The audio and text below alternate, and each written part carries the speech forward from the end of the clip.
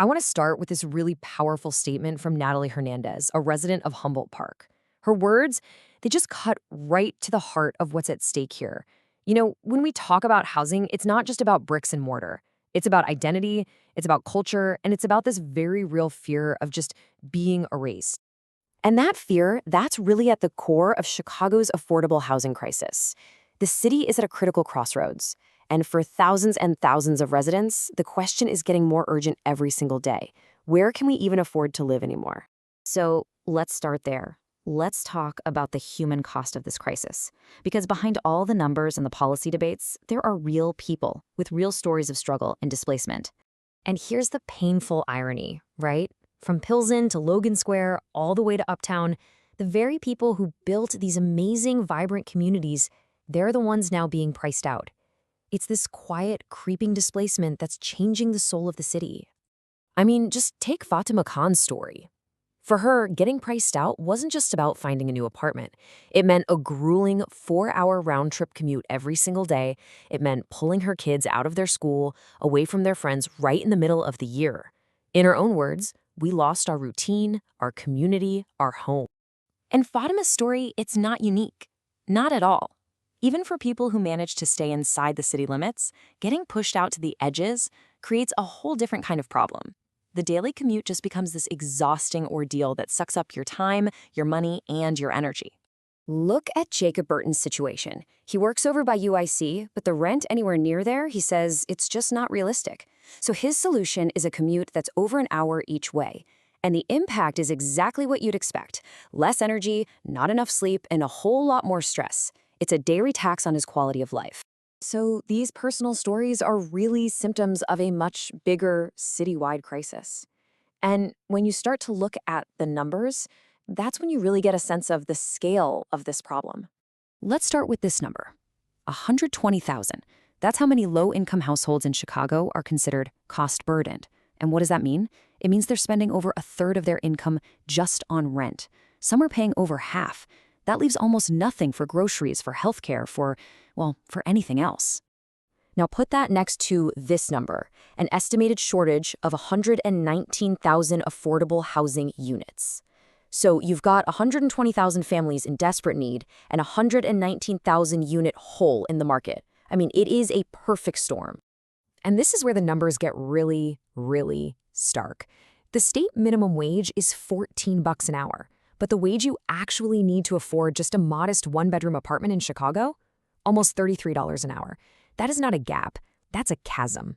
Just let that sink in for a second. 71 hours a week. That's almost 2 full-time jobs.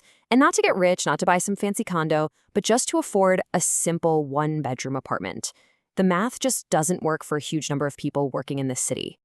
So the big question is, how did Chicago get here? This crisis wasn't an accident.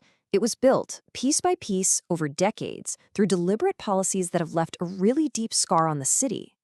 And if you want to find the root of it, you have to talk about this practice, redlining. Now, for anyone who's not familiar, this was a systemic policy where banks and the government literally drew red lines on a map around Black and brown neighborhoods, called them hazardous for investment, and then denied people living their mortgages and other loans. This timeline really shows you how deep these roots go.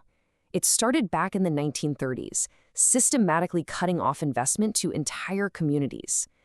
And yeah, it was outlawed in the 60s, but the damage was done. A 2018 study found that nearly 3/4 of those exact same redlined neighborhoods are still low to moderate income today. The lines drawn on a map 90 years ago are still shaping Chicago's reality. And that history has created a massive wealth gap.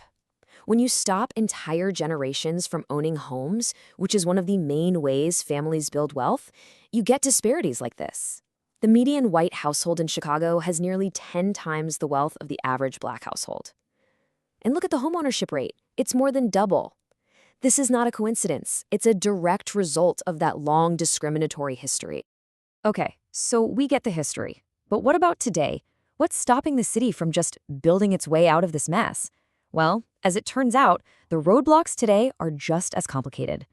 One of the biggest hurdles is what experts like Bob Palmer call market failure. And put simply, it's just not profitable for private developers to build housing for low-income families. The rent they could charge wouldn't even cover their costs. So what do? They build for the middle and upper class instead. And on top of those economic problems, you have social and political ones. You've probably heard this term before, NIMBYism. It stands for not in my backyard. And it's a powerful force where residents, often in wealthier, whiter neighborhoods, fight to block any new affordable housing from being built nearby. And NIMBYism is just one piece of this puzzle. You've also got outdated, complicated zoning laws that slow projects to a crawl.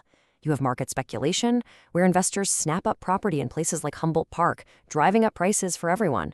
And you've got this trend of tearing down old 2 and 3 flats to build huge, luxury single-family homes. It's a battle on multiple fronts. So, with all that, where does Chicago go from here? The city is truly at a crossroads, and the search for solutions is forcing a really important conversation about what kind of city it even wants to be. And there's no single silver bullet solution here. The city is trying a bunch of different things. There's an ordinance to allow for more coach house apartments, but so far, most of those have been built in wealthier areas. There are anti-displacement fees to stop demolitions, but there's a worry they could backfire.